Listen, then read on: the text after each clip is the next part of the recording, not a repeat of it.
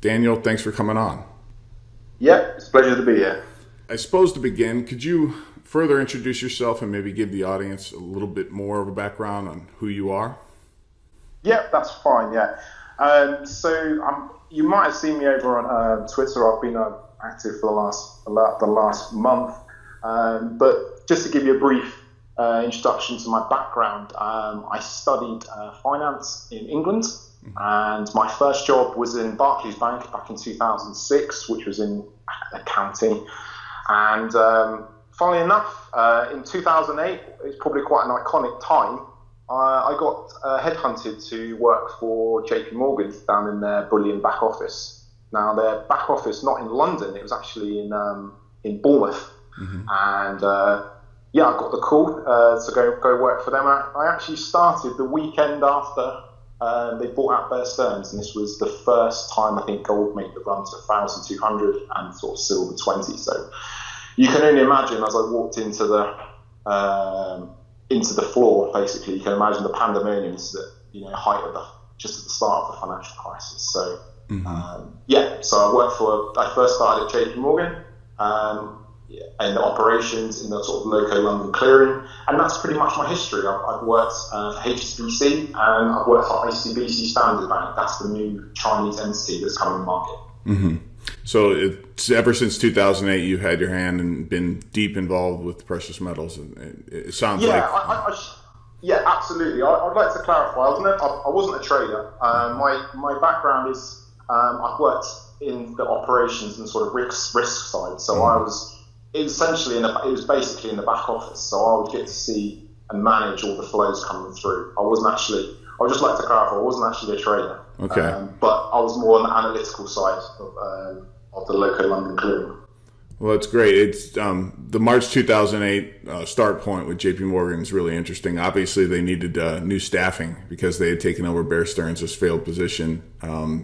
Just a little bit further detail on that. I mean, if you were in the back office, obviously you didn't see all the details, but from what you gather, those 3 years being in there, you had a price run up to $21 in the spring, and then flushing down to $9 at the lows in silver. Gold eclipsed 1,000, like you had mentioned, and plunged back down to 700 during the financial crisis. And then there was, on our side in the United States, in the retail wholesale market, there was a big shortage of silver and gold bullion products. Literally, there were days where we didn't have any silver products to sell and only one or two gold products. And back orders were weeks in advance, and so there was huge premiums as well for people to get product. So I just want to get a little bit further detail on what you saw in those 3 years, especially in those calamitous times that we're talking about, like from 2008, 2009. Yeah. So the first year was sort of a baptism of fire. You can imagine the first. It was actually probably lucky. I'm probably lucky that I actually even had a job to go into, because that was at a time when people were getting job offers in 2008 in the banks, and they were just getting told on Monday, just don't bother coming in. So I was actually quite happy at the time that they actually kept their promise, because a lot of these banks were just shedding staff left, right, and centre. Mm-hmm. So anyway, the first day it was pretty crazy. Obviously, the phones are pretty mad. My manager couldn't really train me because obviously he was so busy taking calls, obviously because of Bear Stearns at the weekend. Mm-hmm. He just goes to me, and this is quite a key thing for your listeners. He said to me that the first job I had to do on the Monday morning, he said, just log into Bullion Desk or Kitco and get gold and silver prices. Now, I know nothing about, this is a time I knew nothing about gold, absolutely nothing. Silver, I actually come from an accounting background, straight out of wealth management at Barclays. And I just logged onto the site and I saw the price of $1,000 for gold and $20 for silver. And I actually turned around to my boss, and I've always remembered this at times I've been looking at this. I said to him, why is silver so cheap? And he looked at me and he goes, silver's gone up from $12 to $20. This was I don't know if you remember the back end, this would have been potentially the back end of 2007 when silver had a big run up to 21. That's the first big run. Mm-hmm. But what I always remember, this is probably a good test, perhaps someone to do it on YouTube, I think Mark Dice has done something very similar. Best test is just perhaps to go up to someone who knows nothing about the price of gold and silver, but intrinsically has a relationship between the two. tell them for me, this would be a good test. Just tell them the gold price, give them the price. It's 1,300. Tell me what the silver price is. I bet you any money you'd get a number between 200 and 600. Some people might think they're the same. If no one knows, if they knew nothing about silver, if you told them the gold price was 1,300, I'll be surprised if anyone gets close to 16 bucks. That would be a fun street test. I think you're right. It would be it would be a small percentage that would even guess silver below 50 bucks probably if they have no clue what the price is, with the gold price being around 13. Yeah, and this is the thing, like, you know, even as kids we get, even the money in our pocket, it's not real money, right? Even like, so in England here, we have the pound coins. It looks like a gold coin. Mm-hmm. Obviously, there's no gold in it, but we have like the silver 50 pence piece, 20 pence piece, and, so intrinsically, or logically in our head, it's built in us that, one's worth a pound and one's worth like equivalent 10 cents. So you're getting the sort of ratio in your head, the sort of 10 to 1 that's given you from your government. Mm-hmm. So, yeah, no, sorry, I think I'm going off course a little bit, but I think that would be an interesting test, I think. No, it's totally important, and I think it makes a good point. But the trial by fire, where the phone's not, where the phone's just ringing off the hook, and you're not getting trained by your manager because it's so busy. I had the same experience in 2008 when I walked into the industry basically in August, and it was the same scenario, just kind of learning it by doing it. Didn't really have that much in terms of everyone was so busy. It couldn't be trained thoroughly as maybe it would have been in a calm market. Yeah. So.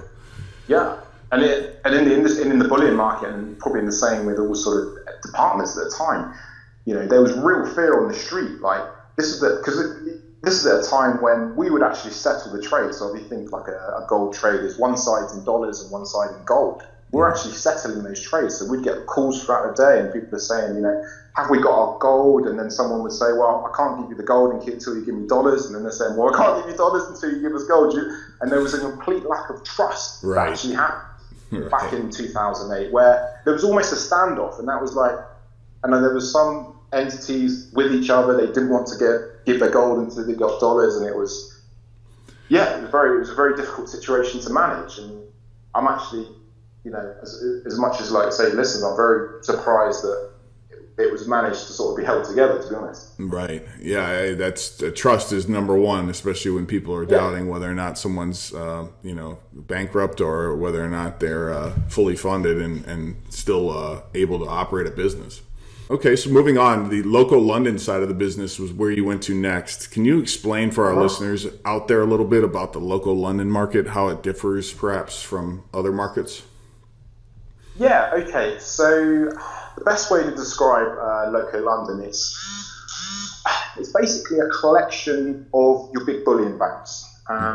So it's basically bullion banks in London trading with each other. Now, historically, that used to be JP Morgan, HSBC, Barclays, Deutsche, Scotia, UBS.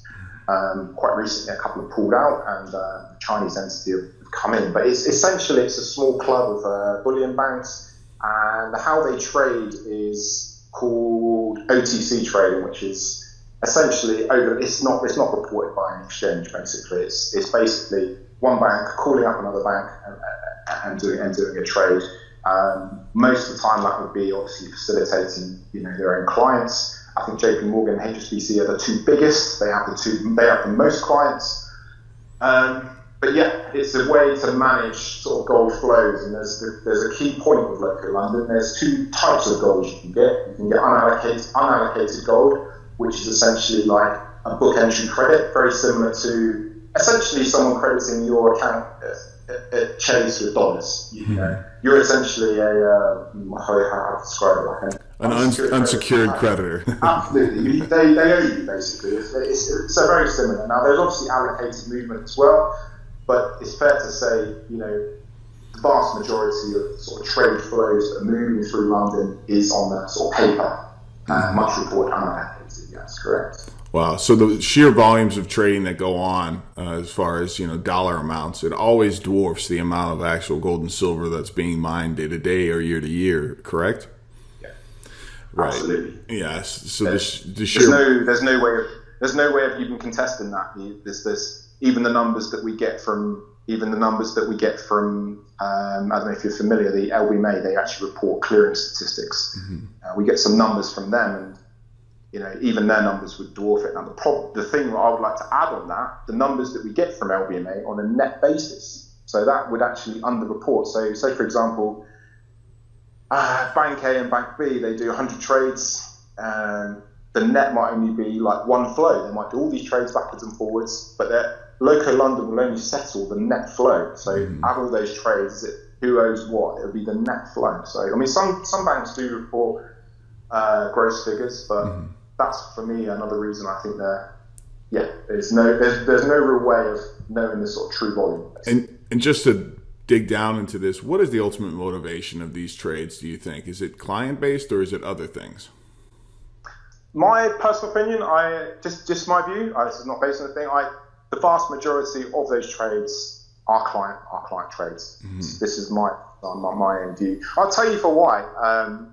It was much reported that a lot of the prop desks closed 2008. The prop trading, the prop traders, the prop staff, just there's no appetite really. I don't think for sort of prop trading. I think the vast majority of it's client led, and really they're in the business of making money on the day. They're not really, my personal opinion, I don't think they're interested in making that sort of money in the long term. They just want to lock in profit every day if they get it.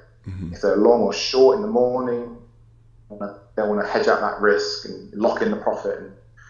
But this is just me postulating. Who knows? I mean, like I say, you've got all the COMEX positions, which is probably a third, and you've got all of the OTC London that we just talked about, which is another third. But another factor we've not talked about is all the stuff that doesn't settle local London. That's the OTC derivatives. These are options that banks might do with each other. So there's no real way of knowing sort of the true position, who's actually net, who's long and who's short. There's no real way. So I say. Right. It's a very opaque market. I totally get it. To understand the motivations of all the players is something you'd have to be an omniscient god to be able to do. Yeah. And this is the thing, like I know that there's one entity that's heavily long sort of silver in the COMEX, but no one really knows, what their true position is. And, are they long and short London? Are they long and short, derivative market? There's no real way of knowing. You don't know. The other entities that may have, tiny positions, they may have something elsewhere. So it's a bit of a guessing game. Yeah, and if you won't say it, I will. I think he's referring to JP Morgan, which is, I think currently the COMEX warehouse is 143 million ounces as of this week. So moving along, I see that you're relatively newcomer on Twitter. That's how I found you. I've been watching your tweets, and they've been rather good. I wanted to.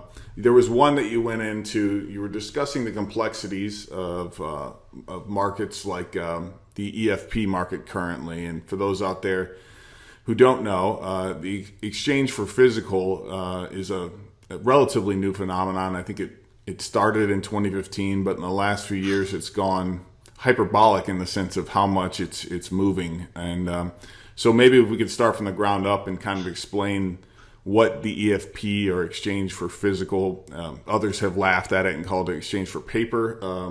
But if we could start. That's probably a good analogy. That's probably a good start, to be honest. You're correct. So the exchange for physical is like a hybrid product based between New York COMEX and London unallocated or physical maybe. But essentially, it's a way of doing a swap. So, say for example, if you're long in the COMEX along 1,000 ounces, you would enter into a short London and vice versa. It's essentially a means of swapping your position, basically. I mean, that in theory, it's supposed to be a means of actually taking delivery on another exchange. But I got a funny feeling most of the time it's used for the purpose of sort of hedging out between the two exchanges. Mm-hmm. And as far as the relative growth in the last few years, do you have any ideas to what is going on? Why is it getting so much larger, the EFP market? Yeah, it's funny actually, because the relative sort of the growth in the growth in these sort of products is something that's happened since I've left the industry. But I've had a bit of a think about it over the last few days, and it's something I haven't seen sort of been mentioned too often. And I'm sure people can reply to me in a few days' time and tell me that I'm wrong. But basically, I mean, if we can comment on the fact what we know that there's a huge physical demand in Asia. There's a huge appetite for kilo bars. Okay, and a lot of these clients will have accounts with bullion banks. So my take on it is I'm pretty sure that they're looking at the catalyst for these EFP numbers. Is they'll phone up the bullion bank, they'll place an order. All of a sudden, the bullion bank will then have a position it needs to get rid of. Now, what would usually happen a few years ago is that bullion bank would then, for a process called TOMX, which is like settling their trades the next day, call up another bank, local London, over the counter, and just be done with it. You've got your risk, just get rid of it. But as has been reported, there's many banks in London that essentially pulled out precious metal. Had Deutsche pull out, had Barclays pull out, Scotia's completely scaling down, and Mitsui. I mean, Mitsui are around sort of 50, 60 years, and they just basically gone. So my thinking is that the growth, that basically they can't hedge out their position in London, and they're looking to sort of go to brokers and hedge out that risk in COMEX. Now, obviously the numbers, they correlate. I saw something recently, it might be from Craig, I saw something that the numbers annualized, you're sort of looking at sort of 8,000 tons. We know the numbers in Asia are big, but they're not 8,000 tons. My thinking is that the physical demand is the catalyst. And then once the bank tries to cover that position, that creates a position with someone else, and they'll go backwards and forwards until they sort of net each other out. And again, whilst this may be completely legitimate, we don't know what this extra sort of volume is doing to sort of the price discovery, and that's my key point. But just to summarise, I'm pretty certain there could be a link there between EFP numbers and the declining bullion banks pulling out of London. I think there's a link there, because essentially you're taking away somebody you can trade with. I mean, if you could imagine, in the morning you'd have, must have been 5 years ago, you had like 70 or 80 traders, but now with 4 banks on, you're sort of losing that liquidity. All of a sudden you've got like half that, you might have 50 banks you can trade with. So unless you get in there quick in the morning and flatten out your exposure, you're not going to be able to get rid of that. And the only way they can do that is call up their broker and hedge it out in COMEX. That's my thinking. I could be completely wrong, but it'd be interesting to see whether there's a continual relationship between EFP growth and potentially more people pulling out. And I want to make one last point, actually, is this is the key thing. This is the key thing for me, is that there's 2 things happening in the bullion market, and this is the 2 reasons that many of the banks are pulling out. Number one, they're not making any money. There's just no appetite from the clients, so they've got basically falling client revenue. Number 2, not only have they got falling revenue, they've actually got the increased cost of regulation. You only have to see the sort of amount of red tape, the KYC, the compliance. Banks being fined, Deutsche was fined, Barclays being fined.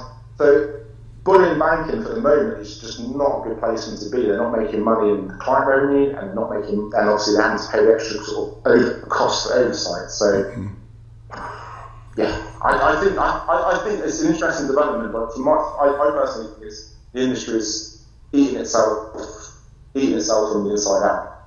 Wow. As far as you'd mentioned Craig Hemke. He's been on this topic, writing about it a lot of late. I think we've hosted some of his articles at silverdoctors.com.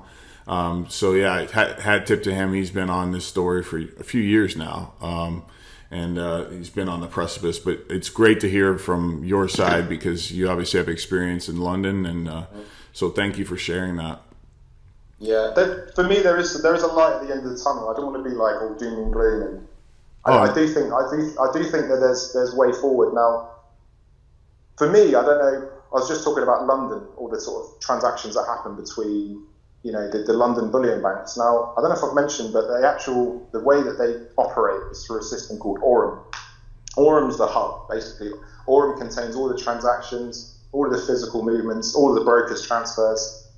Now, this system has been going for maybe 15, 16 years, a system called Aurum, and it's been held together, by pieces of sticky tape. Now, the way we move forward, and I don't know if you saw it, but a few years ago, a couple of the other smaller banks tried to trial blockchain technology into the post-settlement space.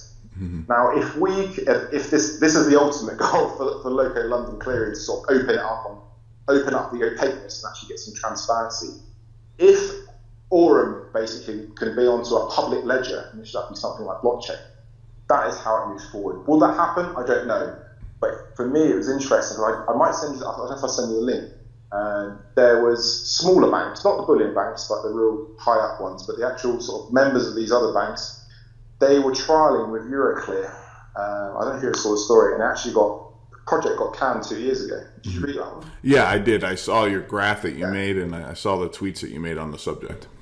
Yeah, whether, it's interesting. I mean, potentially it was obviously too soon, because this is the problem with Aurum. There's so many sort of manual pieces to do. I mean, public ledger is just straightforward transactions going in and out. Obviously, when you've got the sort of manual process involved, it's going to be quite a big shift. But for me, to open up the market, if it was on a public ledger, that's how you move forward, because essentially it's all there to be seen, right? We can only guess on the numbers, but if all the transactions are there on a public ledger, then that's how for me, it's how it moves forward. Yeah. And as far as moving forwards, you had mentioned a little bit about, obviously Chinese kilobar demand and how voracious that appetite has been for, 5, 6, 8 years now. Obviously, the kilobar is now the standard in the world as far as delivery size. It's no longer the 400-ounce central bank gold bar. It's the 32.15-ounce kilobar that people want, especially in Shanghai Gold Exchange. As far as the longer term future and like looking out 5-10 years, where do you see this all headed as far as bullion markets in general? I think eventually there'll be and I've talked about this. I think I've actually had a few conversations with David. I think you might have had him before, David Jensen. I've spoken to him on Twitter, and I was basically saying that it just needs a paradigm change. At the moment, people aren't really interested in preserving their wealth. They're just interested in making money. When that changes, and when people are actually interested in sort of saving their wealth, and sort of the risk factors there are high enough, that is when things start to change. Because at the moment, too many people are interested in, if they are buying gold, they're buying in ETFs. There's only that very low cost bar ETF. There's loads of other sort of low cost vehicles. Once people start sort of appreciating the sort of the extra premium involved, once that's seen as sort of a no-brainer, that's when everything changes. When everyone sort of realises the sort of benefit in actually getting physical instead of actually just being an unsecured creditor. Right. It's that game theory in the sense that all these people trading for day-to-day profits realize, what, I need to make sure that I keep this wealth in a real physical position, and I'll pay a small premium to do so.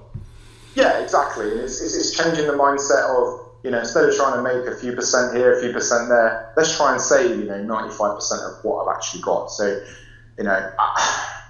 I think it's going to be difficult, and I'm not entirely sure how soon it's going to happen. Like I said, I don't have a crystal ball, but I don't know how you feel, but I feel like with especially the internet age, people are kind of almost desensitized by everything that's happening. You see Libya and all the stuff happening. It's almost every day that something's happening where people are just sort of looking at it like, and they're sort of, it's another day, something's happening. So it's almost like they're becoming sort of desensitized by the information. But I think eventually something will happen where it will flip the switch, where they'll go, okay, I think I need to actually get the physical in my hands. So, right. When that happens, everything will change. And this is another perspective for the banks, because like most of the banks that hold these accounts in London or elsewhere, that extra cost to have physical is just seen as unnecessary. They have a budget, and the extra sort of 5% to have physical and pay daily storage, they're just not going to do it. So when